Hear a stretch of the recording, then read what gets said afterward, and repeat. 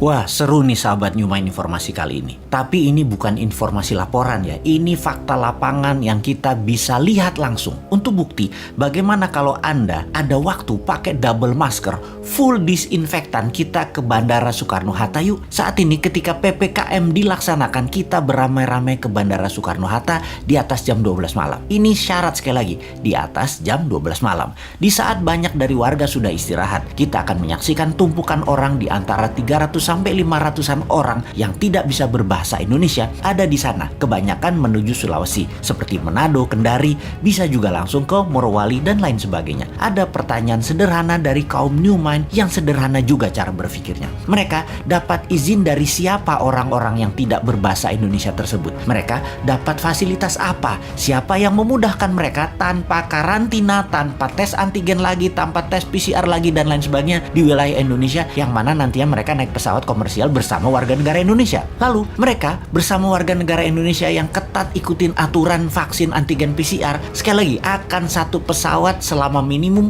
2 jam ke depannya. Oke, maaf, mungkin pertanyaannya terlalu panjang. Kita sederhanakan. Wahai Pak Pejabat yang terhormat, agar lebih sederhana dan mudah difahami, kami yakin Anda sangat sibuk urus pekerjaan Anda sehingga kami harus berbahasa sederhana. Sesederhana kalian pejabat berpikir untuk kepentingan jabatan. Kami mau bertanya, mengapa ada banyak orang di masa pembatasan PPKM, orang ini orang asing, tempat berasalnya virus yang tanpa karantina, sebagaimana layaknya negeri lain melindungi bangsanya dan negaranya dari virus import ini, langsung dari Tiongkok, langsung transit dan menuju Manado. Kok bisa langsung transit dan menuju Manado, Morowali, Kendari, tidak di antigen lagi, tidak di PCR sekali lagi untuk dicek, atau bahkan dikarantina dengan tanggungan biaya mereka masing-masing sendiri, atau bohirnya deh, atau yang mengizinkan yang membiayai. Lupa, yang mengizinkan kan pejabat yang berkuasa. Kalau dia yang membiayai pakai uang APBN, wah salah nih.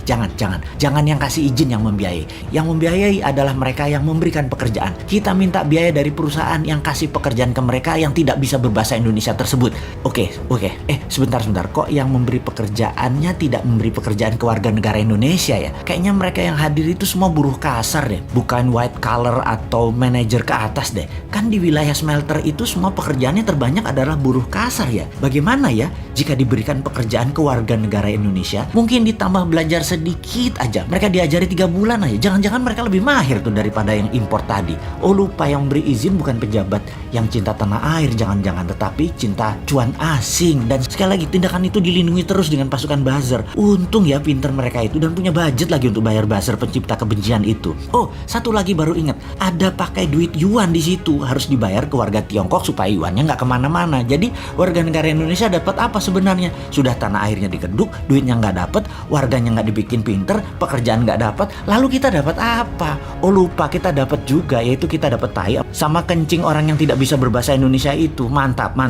Kan bukan tanah air mereka, ngapain kasih cuan, kasih tai aja pantasnya. Selamat, sekali lagi selamat aja. Hanya mengingatkan kalian itu menjabat karena dipercaya dan masih panjang 3 tahun lagi. Monggo silahkan berbuat semau kalian. Tapi ngomong-ngomong hal begini, kita ini curhatnya harusnya kemana ya? Ini laporan ini ke siapa ya? Tempat kita bertanya dan ada jawaban yang benar, bukan jawaban narasi buzzer yang kita dapat.